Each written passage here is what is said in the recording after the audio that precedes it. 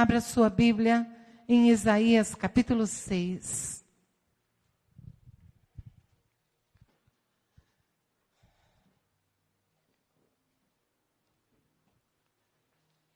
Abre para mim, por favor.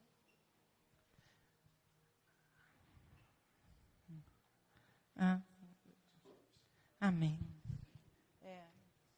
Coitada, Gu. Deus vai te dar uma esposa tão linda, Gu. Você vai ver. E melhor que linda é crente. Daquelas do fogo. Glória a Deus. Vamos lá?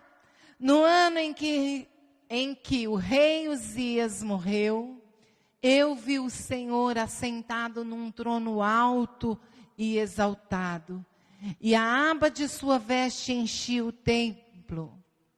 Acima dele estavam serafins, cada um deles tinha 6 asas, e tinha 6 asas, com 2 cobriam o rosto, com 2 cobriam os pés, e com 2 voavam. E proclamavam uns aos outros: Santo, Santo é o Senhor dos exércitos. A terra inteira está cheia da sua glória. Eu vou ler até aqui, lá na sua casa, você lê pelo menos até o 9. Vamos ler até o 5, Gu? Vamos lá. O som das suas vozes, os batentes das portas tremeram e o templo ficou cheio de fumaça. Então gritei: ai de mim, estou perdido, pois sou um homem de lábios impuros e vivo no meio de um povo de lábios impuros, e os meus olhos viram o Rei, o Senhor dos exércitos. Querido Deus e Pai, estamos diante da Tua palavra, a palavra que liberta, que transforma, que cura, que traz salvação, que traz conhecimento. A palavra do Senhor que é mais cortante que uma espada de 2 gumes, que é capaz de dividir a alma do espírito. E é esta palavra, Senhor, que é ministrada aqui nesta noite. Eu clamo por um mover do Espírito Santo em cada coração. Eu clamo, Senhor, para que não seja apenas um expor da palavra, mas que haja transformação de vidas, que corações sejam quebrantados, purificados e transformados pelo poder da Tua palavra. E que as palavras da minha boca e a meditação do meu coração sejam agradáveis a Ti, Senhor meu e rocha minha. Aleluia.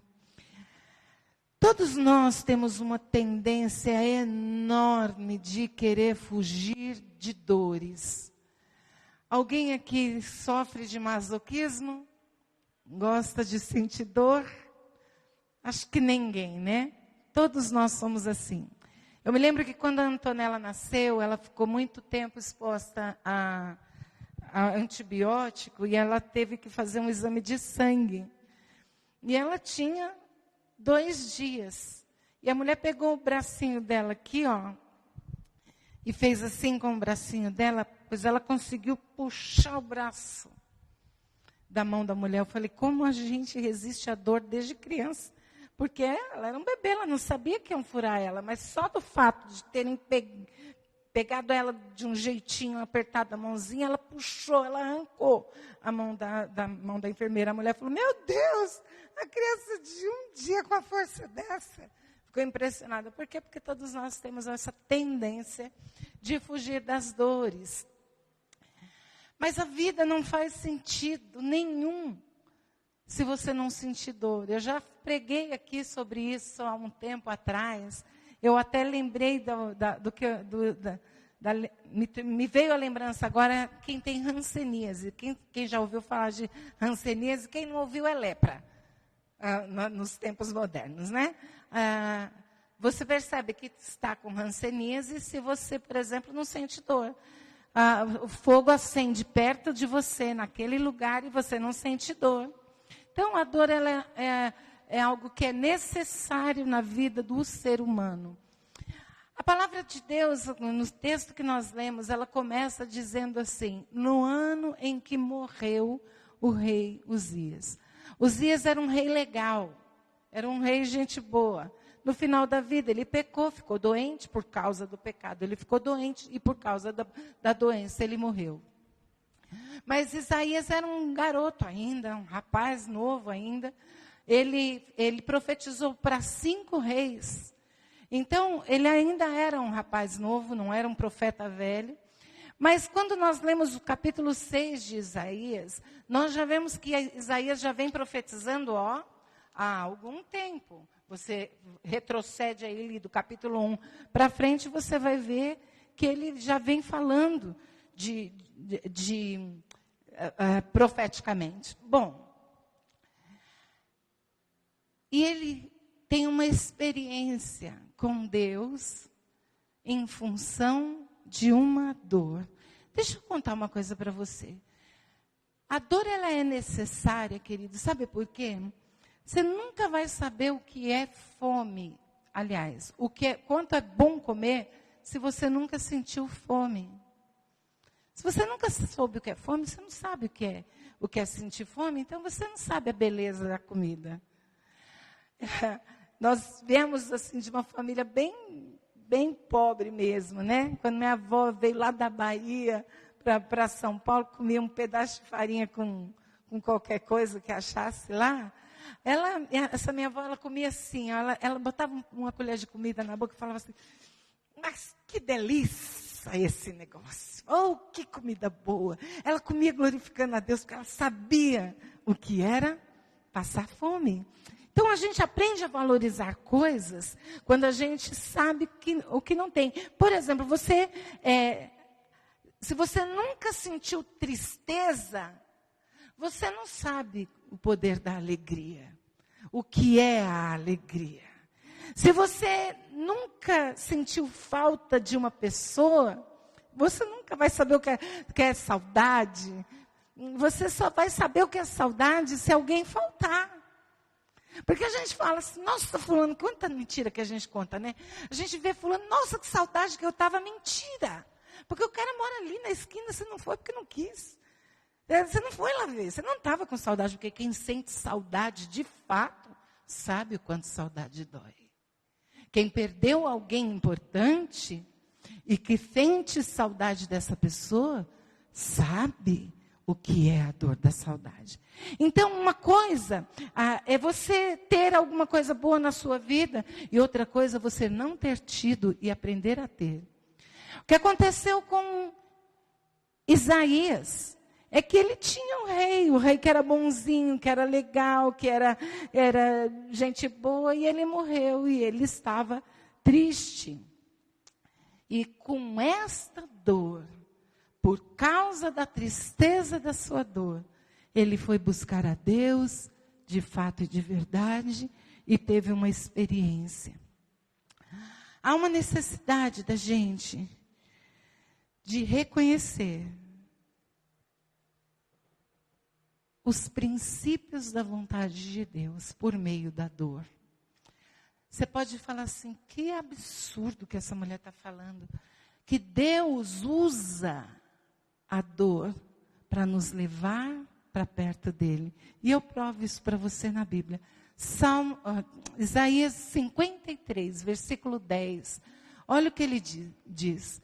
Contudo, foi da vontade do Senhor esmagá-lo e fazê-lo sofrer. Isaías está se referindo à morte de Jesus Cristo. E ele está dizendo que Deus mesmo, sentiu prazer em fazê-lo sofrer. Ele diz: esmagá-lo, fazê-lo sofrer. Embora o Senhor tenha feito da vida dele uma oferta pela culpa. Quer dizer, ele deu Jesus exatamente para sofrer. E nós muitas vezes aprendemos, queridos, o valor das coisas, e talvez até somos direcionados por Deus por causa de momentos de dor. Quantos de nós não procuramos a Deus por causa de uma dor? Alguém aqui que buscou a Deus porque viveu um processo de dor? Quantos de nós fazemos isso? Então, a dor, ela é ultra mega importante na vida da gente. Não dá para desprezar momentos de dores. Momentos de dores na nossa vida precisam ser prestado atenção. Nós precisamos prestar atenção no que é que Deus está querendo nos dizer com aquele momento de dor. Se a gente pensar que uma mulher, na hora do parto, ela só bota o filho para fora porque tem dor. Se não tivesse dor, ela estava tranquila, ficaria com aquele bebê numa boa, na barriga para o resto da vida. Mas quando vem a dor, ela quer o quê? Que essa criança saia de dentro de mim agora. É isso aí, a dor, ela traz coisas boas, ela não traz só coisas ruins. Então, se nós pensarmos sobre isso, nós precisamos olhar para a dor de uma forma diferente. Porém, nós diante da dor, nós podemos ter duas reações. A primeira reação é dizer assim, eu estou com dor. Eu vou ficar aqui sofrendo essa minha dor. Olha, eu vou ficar aqui lambendo essa ferida para o resto da vida. Alguém, por exemplo, que sofreu uma rejeição no passado e que vai passar a vida inteira vivendo, lambendo a feridinha da rejeição, lambendo aquela coisinha, é minha dorzinha de estimação, eu não posso abrir mão dela, e vai viver sempre carregando a culpa, a vergonha daquela situação, porque ele abraçou a dor e vai falar, eu vou ficar com essa dor aqui para o resto da vida. Eu vou fazer dessa dor uma coisa boa para mim. Quando você pensa nisso, quando Jesus faz aquela pergunta para aquele cego, o que queres que eu te faça? A gente pergunta assim, poxa, mas por que Jesus será que fez aquela pergunta? Porque talvez ele não quisesse ser curado. Ele tinha esmola. Ele recebia esmola agora, se ele ficasse curado, ele teria que trabalhar.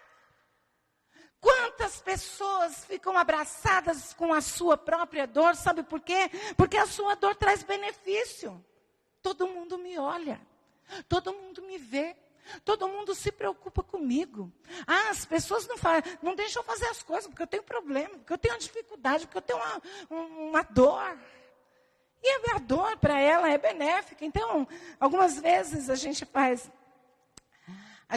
uma vida inteira acariciando uma dor, abraçando uma dor, porque essa dor me traz alguns benefícios. Conhece alguém assim? Alguém conhece? Olha, você tem que me ajudar, porque eu tenho esse problema.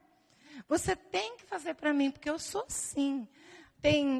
Eu tenho uma pessoa na família, que a filha tem um problema de saúde devido ao nervosismo.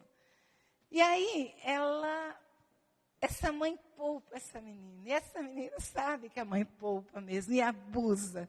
E eu tenho uma vontade de falar, dá licença aqui que eu vou dar educação já já. Isso não é uma sará já já. Porque às vezes a pessoa fica assim, usando como arma contra outras pessoas um sofrimento, uma dor, um problema que ele tem. Então, eu posso ter essa atitude, né, de deixar que as pessoas se ocupem comigo, me olhem, me enxerguem. Se eu não tiver essa dor, aí quem vai me enxergar? Vai me enxergar por quê? Eu já conheci pessoas que falavam do marido. Olha, meu marido tem problema assim, assim, assim, assim. Então você faz isso. Daí no outro dia você fez aquilo que eu falei? Não. Aí eu chegava, contava de novo. Um dia eu disse para essa pessoa, então você não me fala mais nada. Não quero saber da vida do seu marido, não quero saber da sua vida, porque você não quer resolver o seu problema. Você só quer um ouvido para ouvir as suas lamúrias. Não quer largar o marido, não quer resolver o problema, não quer tomar uma atitude, então fica com o seu problema sozinha. É assim que eu resolvo problemas, viu, irmão? Algumas coisas a gente precisa ajudar, outras você tem que dizer, te vira, meu amigo, porque esse problema é seu e você gosta dele.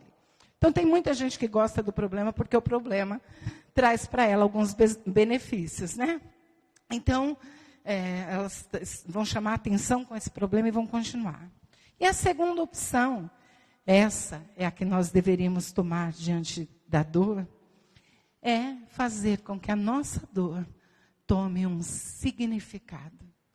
Já ouviu falar de ressignificar a dor? Alguém já ouviu essa frase aqui? Porque está muito comum, tem muito terapeuta por aí na vida, né? Os terapeutas nos ensinam que nós precisamos aprender a ressignificar a dor. O que eu quero dizer com isso? Eu quero dizer com isso que você precisa pegar a situação do seu problema e dizer, bom, isso aqui é um problema, não é negar o problema. Você não pode dizer que não tem problema, você tem. Eu tenho um problema. Como é que eu vou solucionar o meu problema? Que caminho eu posso tomar com esse problema? E o que esse problema quer mostrar para mim? O que é que eu posso aprender com essa situação para eu não repetir esse problema depois? Ou para que esse problema não seja um problema que perdure uma vida inteira. Ele tem que acabar, porque todo problema precisa acabar. Uma hora ou outra, o problema precisa ser eliminado. Então, o que eu devo fazer? Ressignificar os meus problemas. Não deixar que os meus problemas manipulem outras pessoas ou a mim mesmo, mas eu vou aprender e o que é que eu posso melhorar com o que eu estou fazendo, com o problema que eu tenho. Se nós aprendermos a fazer isso, nós vamos entender que a dor, ela é benéfica. Então, eu queria deixar para nós aqui, em primeiro lugar, a dor de Isaías, a dor da perda de alguém especial para ele, alguém que era importante para ele. A dor de Isaías tornou-o sensível para a visão real de quem era Deus. Isaías já profetizava. Isaías já era um profeta, mas ele tem um encontro com Deus. Ele tem um encontro verdadeiro com Deus. Ele não sabia ainda quem era Deus e nem sabia muito menos quem era ele. Ele precisou ter uma visão de Deus para descobrir quem Deus era. E isso é muito comum, porque quando você olha para a vida de Jó, por exemplo, a Bíblia diz que ele era um homem íntegro, um homem que se desviava do mal, um homem que fazia as coisas certas, um homem que era conhecido no céu. Ele era conhecido tanto no céu quanto no inferno. Todo o céu sabia quem ele era, mas ele ainda não sabia quem era Deus. A Bíblia diz que depois dele passar por toda a dor que ele passou, da perda dos filhos, da perda das finanças, da perda de tudo que ele tinha, da perda da saúde, depois que ele perdeu tudo isso, ele disse, olha, eu ia à igreja, eu era um homem crente, eu fazia coisa certa, eu fazia sacrifícios, eu fazia um monte de coisa, mas eu conhecia ele só de ouvir falar.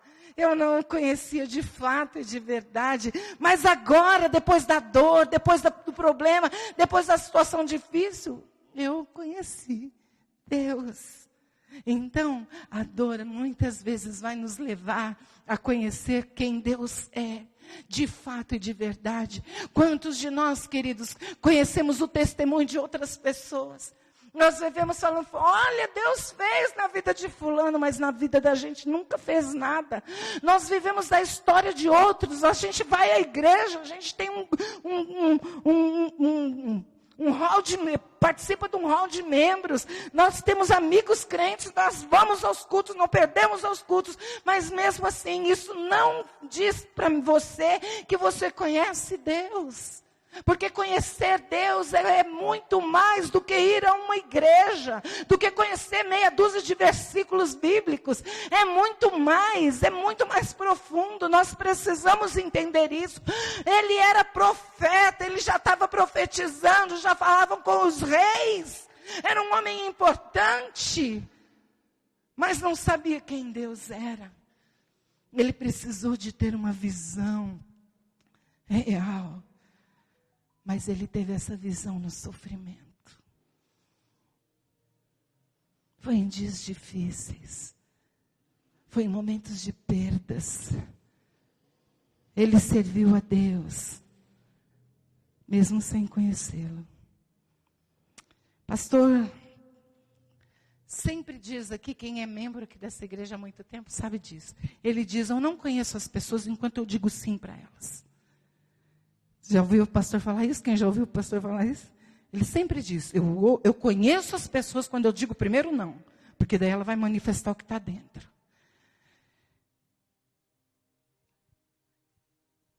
Isaías estava andando direitinho. Estava caminhando na caminhadinha dele. Estava tudo certinho na vida dele. Aí Deus diz, agora eu vou tirar aquele que te cuida. Aquele que é... Você é o fofinho dele. É o presentinho dele. Agora você vai aprender a andar sem. É isso que acontece muitas vezes conosco e com Deus. Você está lá indo para o culto, o culto direitinho, gostosinho, a igreja quentinha, é gostosinha, os irmãos são legalzinhos, e a gente gosta de bater papo com um, gosta de bater papo com o outro, e abraça todo mundo. Mas quando o problema vem, quando o problema surge, aí, quando nós somos chacoalhados, é que nós descobrimos o que tem dentro. Isso aqui é um copo d'água. Tá certo? Eu estou dizendo para você que aqui tem água. Você precisa ter fé para saber que isso aqui tem água? Não, você conhece um copo d'água. Mas quando eu fizer assim, ó, você sabe que tem água mesmo. Por quê? Porque quando nós somos chacoalhados, é que sabemos o que tem dentro de nós. E quantas vezes você descobre que você é irado? Quando você é chacoalhado. Quantas vezes você descobre que você não tem paciência? Quando alguém te tira a paciência. Como eu comecei dizendo para você, você sabe o que é fome?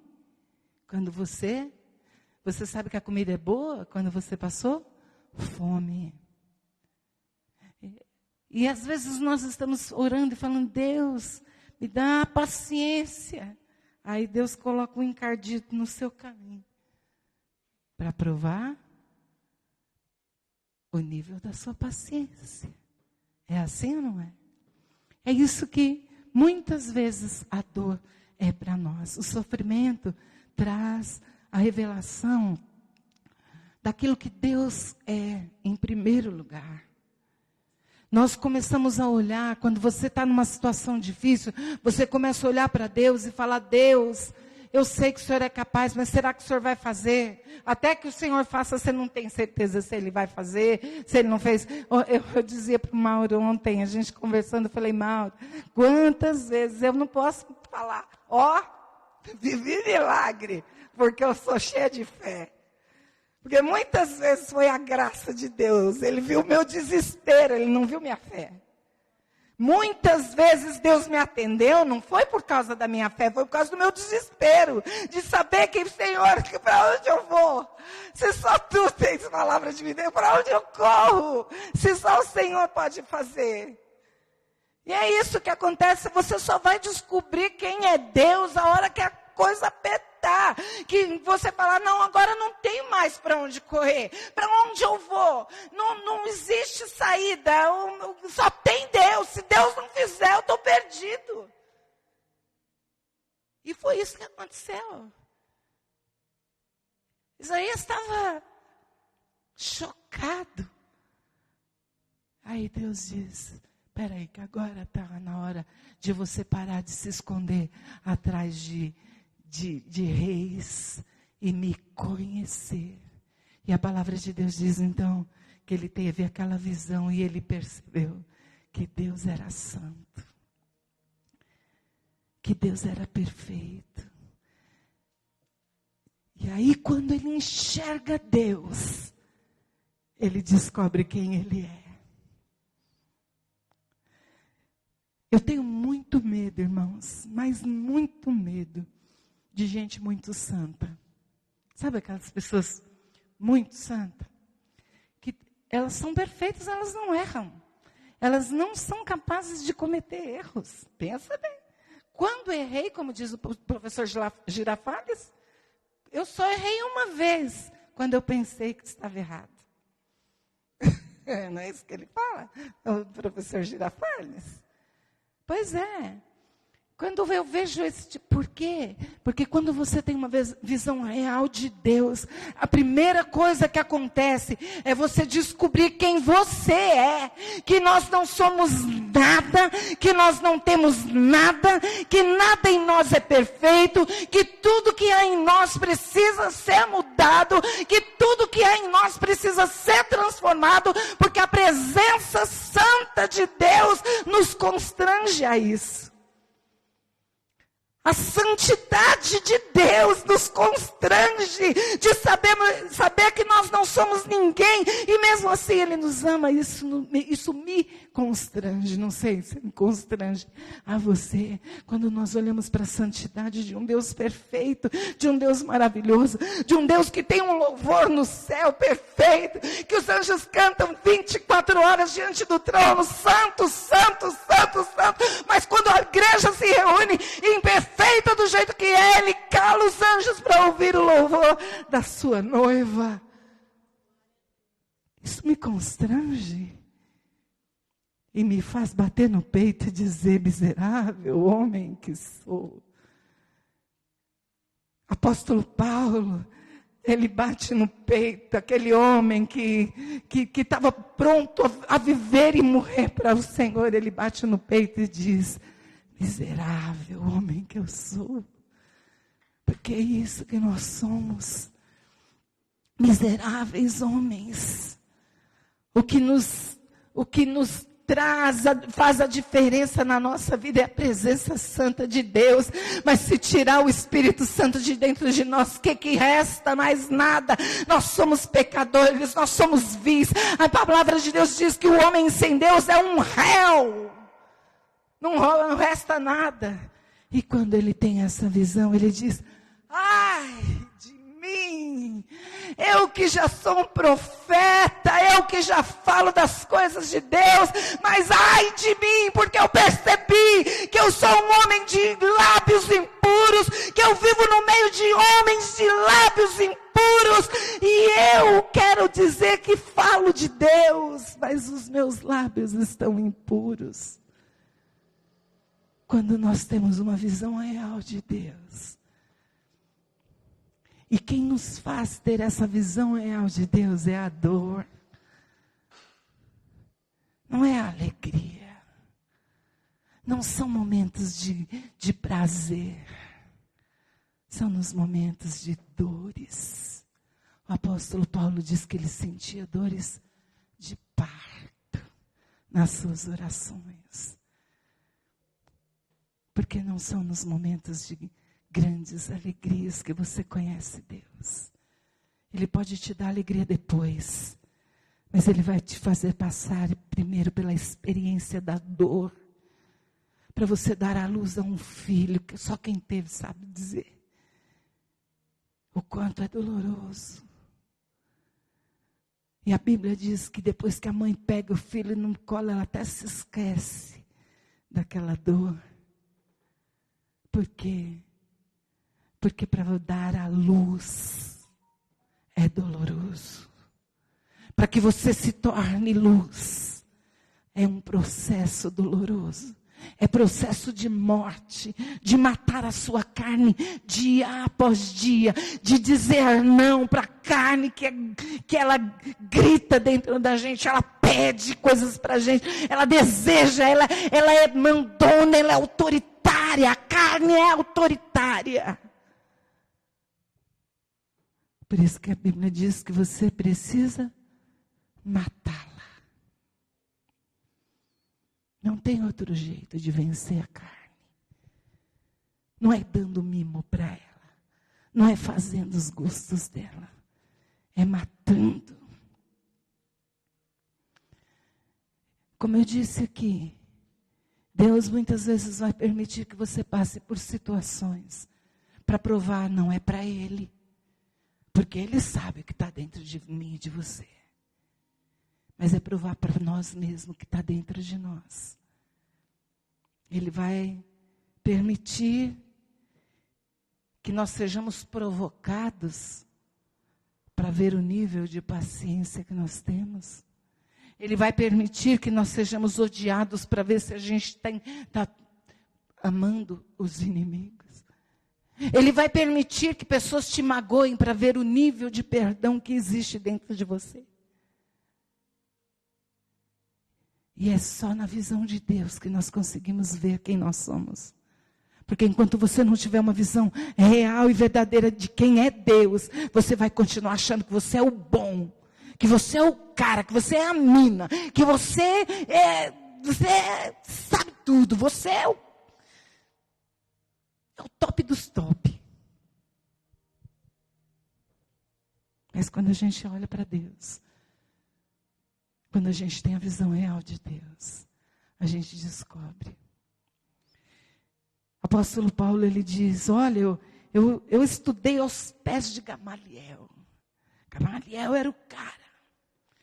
Gamaliel conhecia tudo das leis. E ele diz, eu considerei tudo isso como esterco, cocô. Como cocô. Vamos falar o nome real. Por quê? Porque o que ele desejava era a excelência de Deus dentro dele. A excelência da graça, a excelência do poder de Deus. A gente só vai se conhecer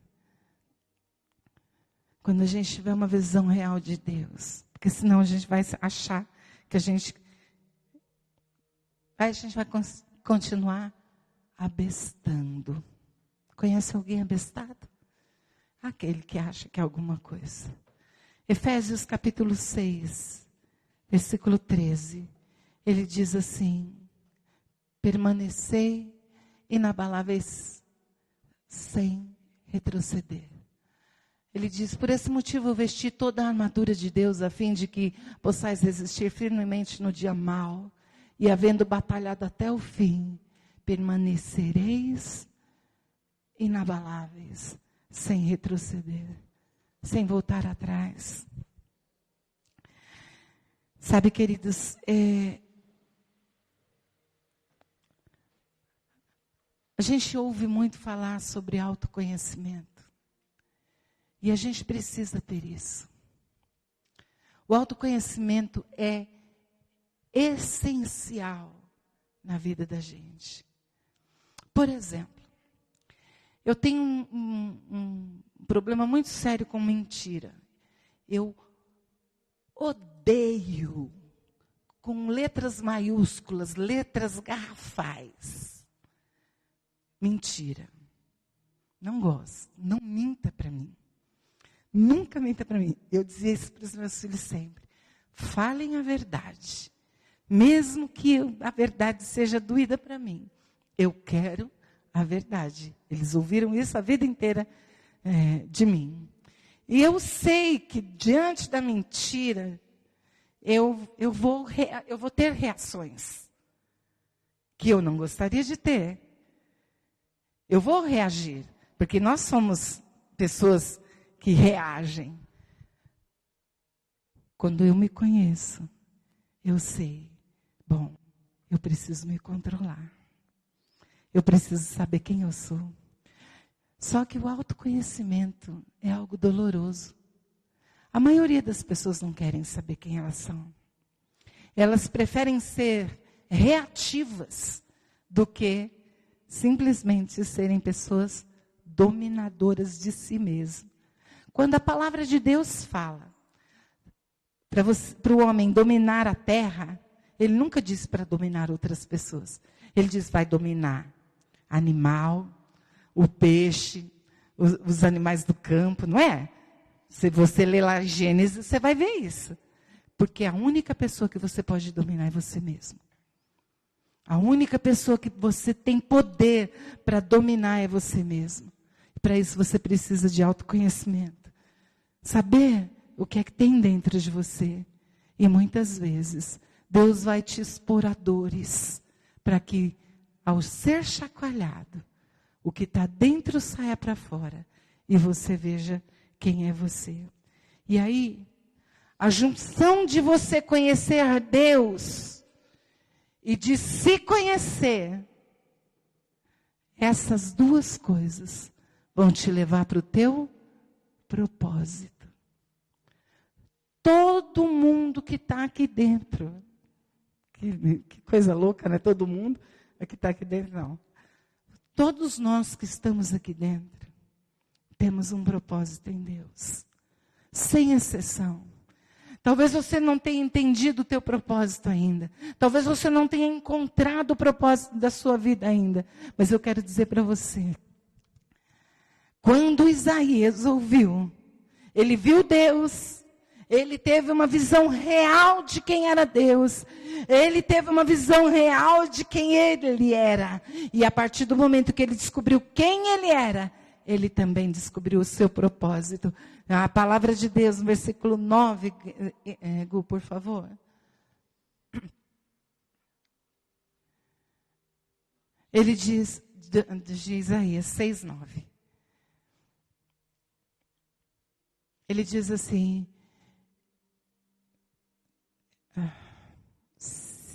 8, então, peraí.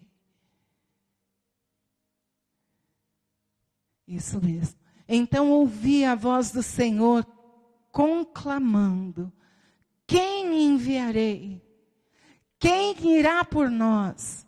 E eu respondi: envia-me a mim. Quando você descobre quem é Deus de fato, e você descobre quem você é, você chega a uma conclusão, que a tua vida tem um propósito. A de Isaías era ser enviado. E se você continuar lendo, ele diz: eu vou te enviar a um povo que não vai te ouvir. Deus dá para ele: olha, eu quero que você vá a esse povo, fale para esse povo. Oi? Ele deu, exatamente, o pastor está dizendo aqui, ele deu uma missão e o resultado da missão, esse povo não vai te ouvir. Mas você vai falar para esse povo. Mesmo que ele não te ouça, você vai falar para esse povo. E ele foi. E ele obedeceu. E a história conta que Isaías morreu cerrado ao meio. Por falar aquilo que Deus mandou ele falar. Cerrado ao meio. Eu quero dizer para você, queridos, você vai descobrir o seu propósito. O dia que você descobrir quem é Deus e quem você é. Mas para isso, muitas vezes, você não vai poder dizer para a sua dor: não quero você. Ou simplesmente fingir que ela não existe. Mas é enfrentar. Não é acariciar. Não é abraçar a dor. Não é ficar com ela. Não é curtir ela. Não é usar ela para manipular outras pessoas. Mas é simplesmente falar: você está aqui, dor, e eu vou aprender com você. E assim nós vamos passar a vida entendendo o nosso propósito. Você crê que tem um propósito de Deus para a sua vida? Pois então eu quero deixar 3 conselhos rapidamente para você aqui. Em primeiro lugar, queira conhecer a Deus. Ele não está brincando de esconde-esconde com você. Ele está disposto a te conhecer. Ele diz: buscar-me-eis e me achareis quando me buscares de todo o coração. E depois que você fizer isso, você pode ter certeza que Deus vai revelar para você mesmo quem você é. Ele vai iluminar a sua vida ao ponto de você enxergar coisas que você não enxergava. E isso é difícil. E isso é doloroso, muitos de nós não queremos. Ninguém quer olhar para si e dizer: nossa, quanto defeito que eu tenho. A gente gosta de olhar para a gente e falar: como eu sou inteligente, como eu sou bonito, como eu sei das coisas, como eu falo bem, como eu gosto de... E quando você olha para você na luz de Deus, onde toda treva é exposta, onde toda sujeira aparece, não é gostoso, não é bom, mas é necessário, porque só assim você vai descobrir o seu propósito. Vamos ficar de pé? Não é para fingir que está acabando mesmo.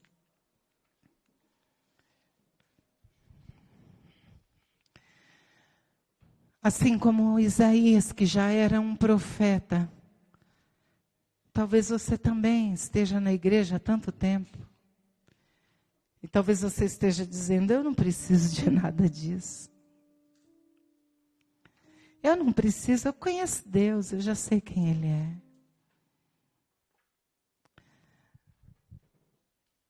A profundidade de Deus é imensa. Nós vamos passar a eternidade no céu conhecendo Deus e ainda vai ter novidade. E mais novidade, mais novidade.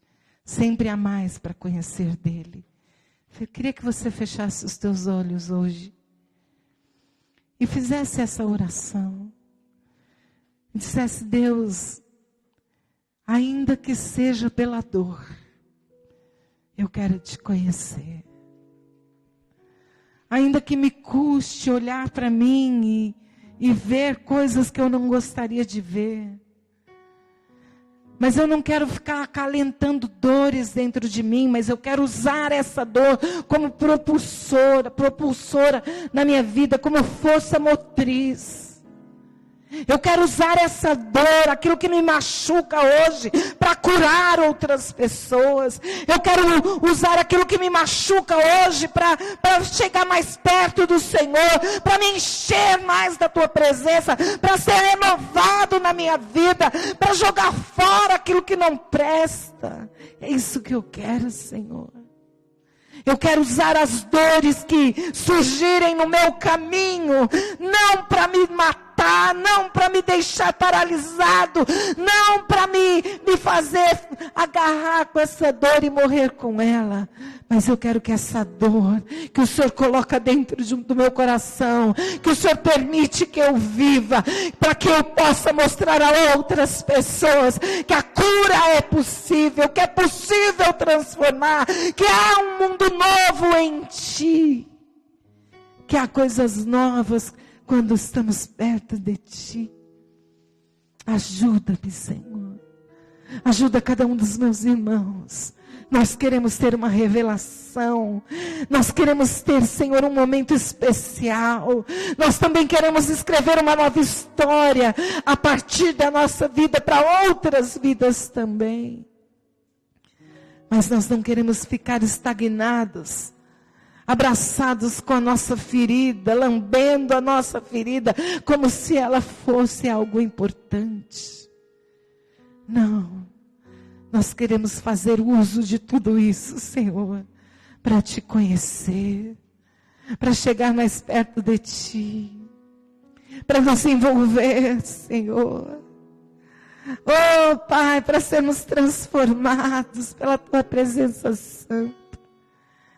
É isso que nós queremos, para que nós possamos cumprir o propósito do Senhor para a nossa vida. Aquilo que o Senhor nos chamou para viver e para fazer. Eu oro em nome de Jesus.